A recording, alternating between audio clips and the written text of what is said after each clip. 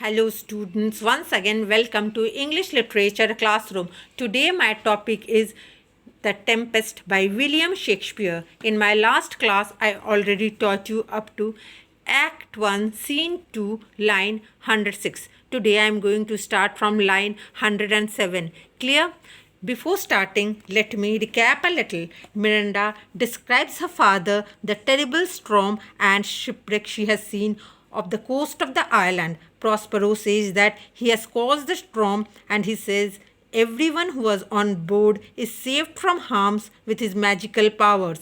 Then Prospero narrates the story of how they came on the island. Prospero tells that 12 years ago he was the Duke of Milan. He was more interested in studying philosophy and magic, and he left the administration of state affairs to his brother Antonio. Antonio made a secret pact with the king of Naples to oust him. Now let's start from here. Okay, after listening to Prospero's speech, Miranda tells, "Your tale, sir, would cure deafness." It means that Prospero's tale would create interest even in the deaf. Next, Prospero tells that to have no screen between the part he played and him, he played if it for he needs will be. Okay. Next, it tells that Antonio determined to become Duke of Milan. Antonio regarded Prospero library enough for him.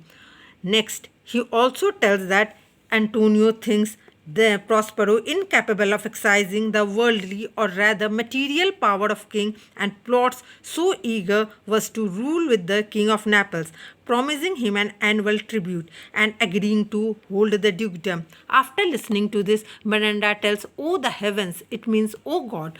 Next, Prospero tells, "Mark his condition and the event, then tell me if this might be a brother." Okay. Next, Prospero asks Miranda whether this type of man could be his brother. Miranda tells, "I should sin to think but nobly of my grandmother, good whom have borne bad sons." Next, Miranda tells that whether such a man is really Prospero's brother, and she also tells that good mothers have begot wicked son. Now, Prospero tells,